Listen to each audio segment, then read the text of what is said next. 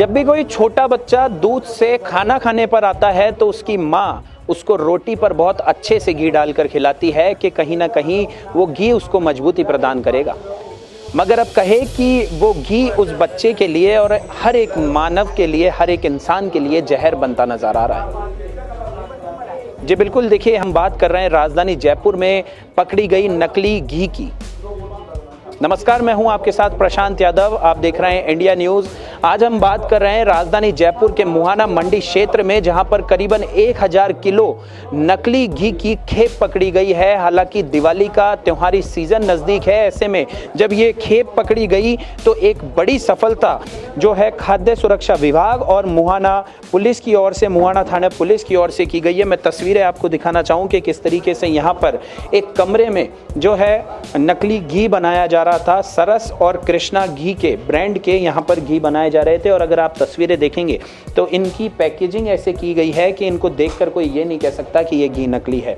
हर एक तरीके का डब्बे का ब्रांड तैयार है, उनको भरने के लिए पैकेट्स तैयार है और सरस और कृष्णा की उन पर अच्छे से बैजिंग भी की गई है।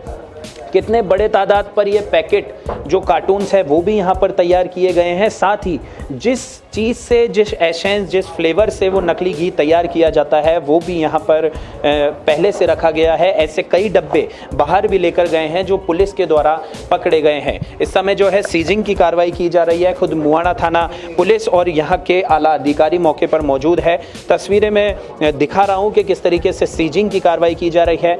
खाद्य सुरक्षा विभाग की ओर से खाद्य सुरक्षा अतिरिक्त आयुक्त पंकज ओझा भी मौके पर मौजूद है, जिन्होंने यहाँ पर आकर इनके सैंपल्स भी लिए हैं और किस तरीके से ये घी नकली है वो भी बताया है। तस्वीरें में दिखाना चाहूँगा कि यहाँ पर ये कुछ सैंपल्स है जो खाद्य सुरक्षा विभाग की ओर से लिए जा रहे हैं और इनकी आगे इनको और सैंपल के लिए भेजा जाएगा। मगर ये यहाँ पर जो घी गिरा हुआ है, यहाँ पर खाद्य सुरक्षा अतिरिक्त आयुक्त है पंकज ओझा, उन्होंने इस पर बताया कि किस तरीके से पाम ऑयल और कई चीज़ें, साबुन जैसी चीज़ें इसमें मिलाई जा रही है और लोगों को जहर परोसा जा रहा है। ये जहर इतना हानिकारक है कि लोगों को कैंसर जैसी हानिकारक बीमारी भी हो सकती है। मगर इस जगह के जो मकान मालिक है वो भी हमारे साथ हैं, उनसे बात करना चाहेंगे। क्या नाम है सर आपका? सीताराम जहांगीर। सीताराम जी, कहे कि आपकी सजगता से एक बड़ी खेप पकड़ी गई है, लोगों को जहर खाने से बचाया गया। मैं सब, मेरे हिसाब से तो सब तो देश को बचा रहा हूँ मैं, तो खाने वालों को सबको बचा। किस तरीके से आपको ये सूचना मिली? आपको कैसे पता चला कि यहाँ पर नकली घी बनाया जा रहा है? मैं मेरा किराया लेने आया था और वो पुलिस में वेरिफिकेशन कराने आया था। वो किराया भी दे, मेरा बिल का पैसा भी दो, मेरा किराया भी दो। वो मेरे को 5 दिन से रोज़ कह रहा था कि मैं आ रहा हूँ, कल आ रहा हूँ, परसों आ रहा हूँ, करते करते 15 दिन निकाल दिया। आज सुबह में आया तो मेरे को शक हुआ कि यहाँ कोई बीवी बच्चे है ही नहीं, उसके बच्चे भी नहीं दिखे, मेरे को बीवी भी नहीं दिखी। मैंने देखा अंदर क्या चल रहा है माजरा, तो मैं देखा तो सबके यहाँ पर्दे लगे हुए मकान के अंदर, खिड़कियों में, गेटों में। मुझको यार तुम गुटखा खाते हो क्या? कहते नहीं भाई साहब गुटखा। मैं अंदर गया, मैं गेट खोल कर नहीं खोलूँगा भाई साहब, मैं मालिक हूँ, मैं कुछ भी कर सकता हूँ, तू अभी गेट खोल देगा। तो अंदर गया तो मैं एक बार वो साबुन की खुशबू आ रही थी, वो साबुन बनाते, वो पैक करते होंगे। फिर मैं दोबारा आया तो मुझे एक सरस के और कृष्णा के वो खाली पैकिंग मिली। मुझे क्या करते हो साहब? हम देसी घी का पैकिंग करते हैं, हमारे ऑर्डर है गवर्नमेंट से, हम ये बनाते हैं।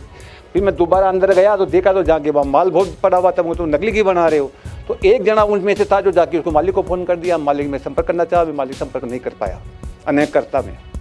फिर मैंने मेरे बेटे को बुलाया, फिर मैं पुलिस को सूचना दी। फिर पुलिस बिल्कुल, देखिए सीताराम जी जैसे सजग लोगों के द्वारा आज ये बड़ी खेप पकड़ी गई है। मुहाना थाना पुलिस को सूचना दी गई तो यहाँ पर मौके पर पहुंची और उसके बाद खाद्य सुरक्षा विभाग की टीम भी यहाँ पर पहुंची है और अब सीजिंग की कार्रवाई की जा रही है। 12 अक्टूबर की रात मुंबई के बांद्रा के निर्मल नगर में बाबा सिद्दीकी की गोली मारकर हत्या कर दी जाती है।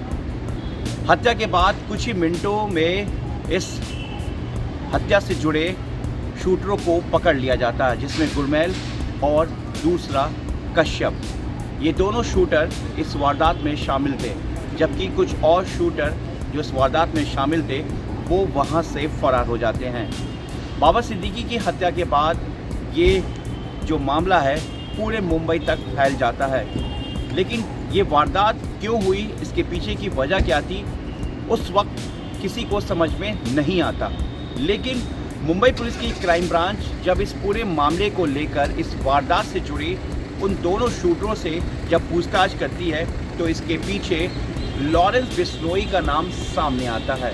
शुरुआत में क्राइम ब्रांच को लगा कि शायद ये हमलावर इस पूरी वारदात को गुमराह करने की कोशिश कर रहे हैं। लेकिन जब सख्ती से पूछताछ की गई तो पता चला कि ये लोग बार बार लॉरेंस बिश्नोई का ही नाम सामने ले रहे थे। लॉरेंस बिश्नोई का नाम सामने आने के बाद क्राइम ब्रांच को ये समझने में देर नहीं लगा कि कहीं ना कहीं इसकी पीछे की वजह सलमान खान हो सकता है, क्योंकि कुछ महीनों पहले ही सलमान खान के घर पर फायरिंग की वारदात को अंजाम दिया गया था। लेकिन सबसे बड़ी बात यह है कि इस पूरे वारदात में जो ये शूटर थे ये यहाँ तक पहुँचे कैसे, इन्होंने बाबा सिद्दीकी को ही क्यों गोली मारी। आखिर सलमान खान के करीबी कई लोग हैं, लेकिन इसमें बाबा सिद्दीकी ही क्यों। तो इस पूरे मामले में मुंबई पुलिस की क्राइम ब्रांच के इन दोनों शूटरों से खुलासा होता है कि इस पूरे मर्डर के प्लान को एग्जीक्यूट किया था जिशान अख्तर नाम के एक लड़के ने, जो कि पंजाब के जालंधर का रहने वाला है, और वो अनमोल बिश्नोई जो कि लॉरेंस बिश्नोई का छोटा भाई है और इस वक्त भारत से भागकर वो अमेरिका में छुपा बैठा और वहीं से लॉरेंस के पूरे क्राइम सिंडिकेट को ऑपरेट कर रहा है। पुलिस सूत्रों के हवाले से और एजेंसी सूत्रों की माने तो जिशान अख्तर ने अनमोल बिश्नोई के कहने पर बाबा सिद्दीकी को इसलिए टारगेट किया क्योंकि अनमोल बिश्नोई लॉरेंस को लेकर कुछ ऐसा करना चाह रहा था जिससे कि मुंबई में एक बड़ा धमाका हो। धमाका मतलब ऐसा कि लॉरेंस बिश्नोई मतलब वी गैंग का हर तरफ दबदबा बन जाए, और इसके लिए चाहिए था कोई ऐसा टारगेट जिससे कि माया नगरी यानी कि बॉलीवुड, रीडेवलपर्स यानी कि बड़े बिल्डर्स और राजनेता तक एक ही साथ मैसेज पहुंचे। हम ऐसा इसलिए कह रहे हैं क्योंकि सूत्रों के हवाले से यह आशंका जताई जा रही कि इसीलिए बाबा सिद्दीकी को टारगेट किया गया।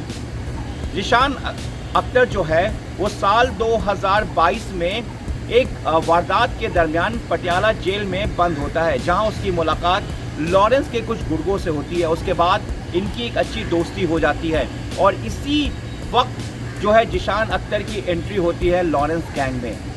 गुर्गों से दोस्ती होने के बाद फिर जिशान लॉरेंस बिश्नोई के भाई अनमोल बिश्नोई के संपर्क में आता है। अनमोल बिश्नोई स्नैपचैट के जरिए जिशान से लगातार बात करता था और उसको निर्देश भी देता था। इसी बीच इस पूरे मामले को लेकर जिशान अख्तर से बातचीत की गई और अनमोल ने उसे कहा कि कुछ करने को। ये जो सारी जो ये खबर, दिल्ली में कुछ ही महीनों में विधानसभा चुनाव होने हैं और उससे पहले पार्टियों ने अपनी कमर कस ली है।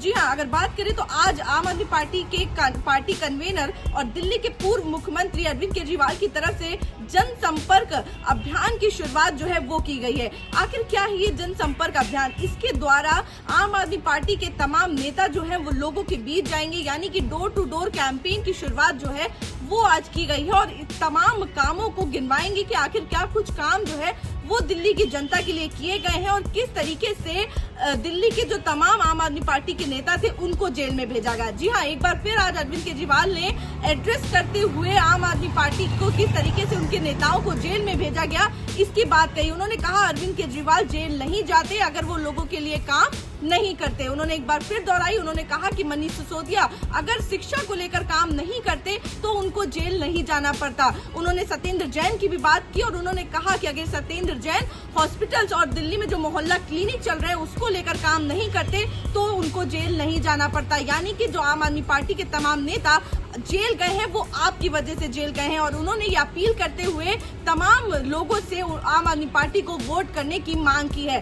तो साफ तौर पर आज एक बार फिर अरविंद केजरीवाल जो है वो भारतीय जनता पार्टी पर गरजे हैं और देखना होगा जिस तरीके से जनसंपर्क अभियान की शुरुआत जो है वो आम आदमी पार्टी की तरफ से की गई है, आखिर कितना संपर्क जो है आम आदमी पार्टी लोगों से साध पाती है। मुंबई में बाबा सिद्दीकी की हत्या के बाद अब गैंगस्टर्स या डॉन कहें लॉरेंस बिश्नोई को, जिसने बाबा सिद्दीकी की हत्या कराई, अब तक के खुलासे में यही साफ हो पाया है कि लॉरेंस के गुर्गों ने बाबा सिद्दीकी की हत्या कर दी। क्या इस हत्या के पीछे मकसद कुछ और है या फिर लॉरेंस के और उसके गुर्गों के दिमाग में कुछ और चल रहा है, ये कोई नहीं जानता। लेकिन ये भी साफ है कि बाबा सिद्दीकी के बाद अब लॉरेंस बिश्नोई का टारगेट कौन है, ये कोई नहीं जानता। मुंबई पुलिस क्राइम ब्रांच इस पूरे मामले की जांच कर रही है। लेकिन एक बात साफ हो गया है कि अब लॉरेंस बिश्नोई ने अपने वी गैंग को मुंबई में एस्टैब्लिश करने की कोशिश शुरू कर दी है और बाबा सिद्दीकी के हत्या के बाद अंडरवर्ल्ड डॉन दाऊद इब्राहिम को खुली चुनौती दे दी है। लॉरेंस बिश्नोई के टारगेट पर कौन है ये कोई नहीं जानता, लेकिन क्या आप ये जानते हैं कि देश का सबसे बड़े गैंगस्टर्स होने का दावा करने वाले लॉरेंस बिश्नोई खुद किसी के टारगेट पर है। हैरान कर देने वाली बात है, लेकिन ये सच है। देश की सेंट्रल एजेंसी एनआईए के चार्जशीट और उनकी जांच के हवाले से ये खबर है कि लॉरेंस बिश्नोई खुद कई लोगों के टारगेट पर है और टारगेट नंबर 1 है। जिस तरीके से लॉरेंस दूसरों को टारगेट नंबर 1 रखता है और गोली का जवाब गोली से देता है, ठीक उसी तरीके से लॉरेंस बिश्नोई भी कुछ ऐसे लोग हैं जिनके टारगेट पर नंबर 1 है। हम बात कर रहे हैं कुछ ऐसे बड़े गैंगस्टर्स की जो इस वक्त लॉरेंस के दुश्मन है और वो लॉरेंस को मारने के लिए हर संभव कोशिश कर चुके हैं। जी हाँ, ऐसा हम नहीं बल्कि सेंट्रल एजेंसी सूत्रों के हवाले से खबर है कि लॉरेंस को कई बार कोशिश की गई।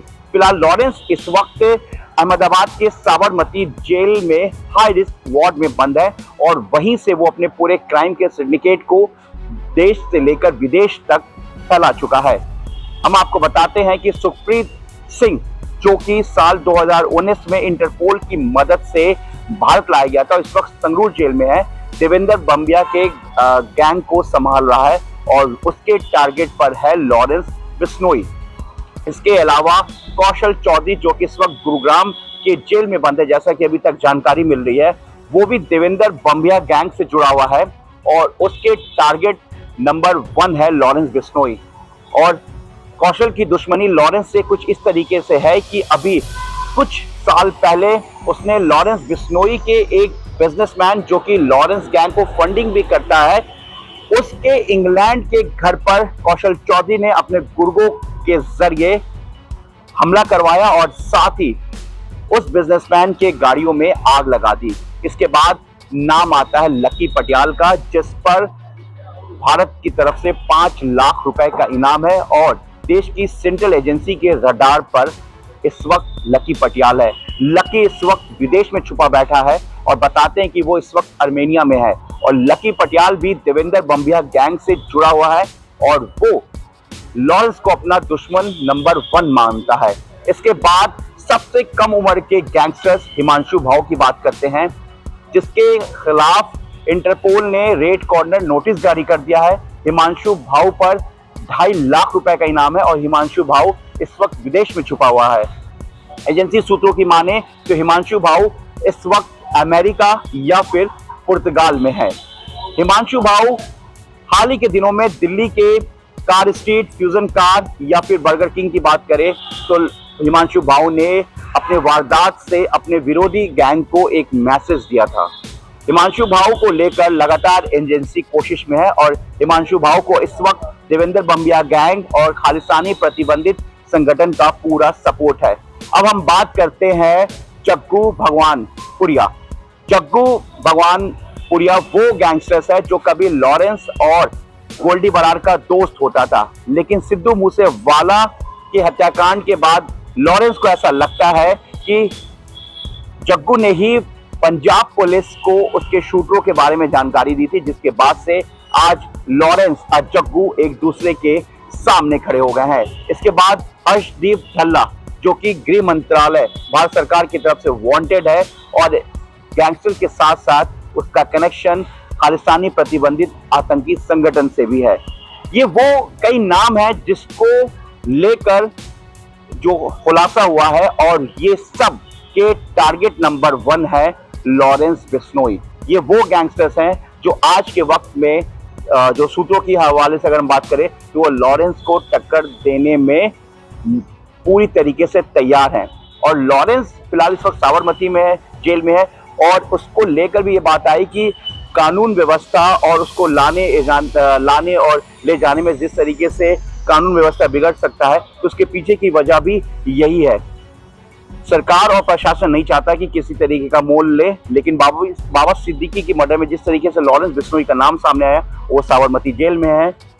और सीआरपीसी और 328 के तहत जब उसको इस 1 साल तक उससे कोई पूछताछ नहीं की जा सकती, कस्टडी में नहीं ली जा सकती, तो फिलहाल मुंबई पुलिस अब कानून का सहारा ले सकती। लेकिन इस पूरे मामले में आप देख सकते हैं कि लॉरेंस बिश्नोई खुद अपने दुश्मनों के टारगेट नंबर 1 पर है, जिस तरीके से वो अपने दुश्मनों को टारगेट नंबर 1 पर रखता है। जम्मू कश्मीर में दफा 370 टूटने के बाद आखिरकार लोगों को जो लंबे समय से इंतजार था वो इंतजार खत्म हुआ है और जम्मू कश्मीर में एक बार फिर से पॉपुलर गवर्नमेंट जो है वो बन गई है और उमर अब्दुल्ला के मुख्यमंत्री पद की शपथ लेने और उनके साथी मंत्रियों जिनमें एक डिप्टी सीएम बनाए गए हैं उनकी शपथ लेने के तुरंत बाद उमर अब्दुल्ला ने सबसे पहला जो काम किया वो ये किया कि उन्होंने डीजीपी को फ़ोन करके ये कहा है कि उनके लिए जब वो कहीं भी मूवमेंट के लिए जाएंगे या कहीं भी बाहर निकलेंगे तो उनके लिए किसी तरह का ग्रीन कॉरिडोर नहीं होना चाहिए, यानी कि